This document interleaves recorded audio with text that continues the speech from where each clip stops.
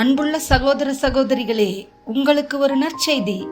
நாம் வரவிருக்கும் 2025 ஆண்டு ஜனவரி 1 365 நாட்களுக்கும் 365 தலைப்புகளின் கீழ் வேத வசனங்களை வாசித்து பகிர இருக்கிறோம்.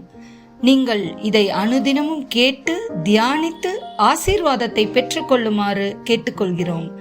அது மட்டுமல்ல, இதை சப்ஸ்கிரைப் செய்து உங்கள் நண்பர்களிடமும் பகிர்ந்து கொள்ளுமாறு அன்புடன் கேட்டுக்கொள்கிறோம். நன்றி.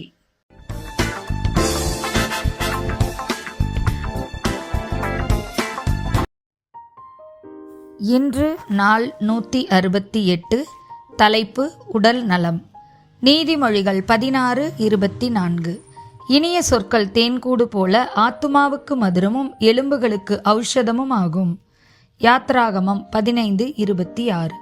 நீ உன் தேவனாகிய கர்த்தரின் சத்தத்தை கவனமாய் கேட்டு அவர் பார்வைக்கு செம்மையானவைகளை செய்து அவர் கட்டளைகளுக்கு செவி கொடுத்து அவருடைய நியமங்கள் யாவையும் கைக்கொண்டால் நான் எகிப்தியருக்கு வரப்பண்ணின வியாதிகளில் ஒன்றையும் உனக்கு வரப்பண்ணேன். நானே உன் பரிகாரியாகிய கர்த்தர் என்றார். நீதிமொழிகள் 3:7-8. நீ உன்னை ஞானியென்று எண்ணாதே, கர்த்தருக்கு பயந்து தீமையை விட்டு விலகு. அது உன் நாபிக்கு ஆரோக்கியமும் உன் எலும்புகளுக்கு ஊனுமாகும். நீதிமொழிகள் 17:22. மனமகிழ்ச்சி நல்ல ஔஷதம், முறிந்த ஆவியோ எலும்புகளை உலரப் பண்ணும். ஏசாயா 40:29-31 வரை. சோர்ந்து போகிறவனுக்கு அவர் பலன் கொடுத்து சத்துவமில்லாதவனுக்கு சத்துவத்தை பெருகப் பண்ணுகிறார். இளைஞர் இலைப்படைந்து சோர்ந்து போவார்கள், வாலிபரும் இடறி விழுவார்கள். கர்த்தருக்கு காத்திருக்கிறவர்களோ புது பலனடைந்து கழுகுகளைப் போல செட்டைகளை அடித்து எழும்புவார்கள். அவர்கள் ஓடினாலும் இழப்படையார்கள், நடந்தாலும் சோர்ந்து போகார்கள். 1 கொரிந்தியர் 6:19-20.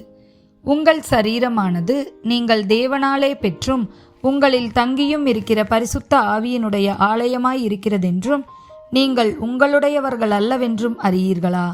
கிரயத்துக்கு கொல்லப்பட்டீர்களே, ஆகையால் தேவனுக்கு உடையவைகளாகிய உங்கள் சரீரத்தினாலும் உங்கள் ஆவியினாலும் தேவனை மகிமைப்படுத்துங்கள்.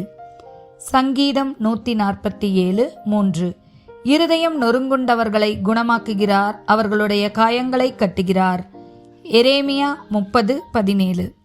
அவர்கள் உன்னை விசாரிப்பற்ற சியோன் என்று சொல்லி உனக்கு தள்ளுண்டவள் என்று பெயரிட்டபடியால் நான் உனக்கு ஆரோக்கியம் வரப்பண்ணி உன் காயங்களை ஆற்றுவேன் என்று கர்த்தர் சொல்லுகிறார். ஆமேன்.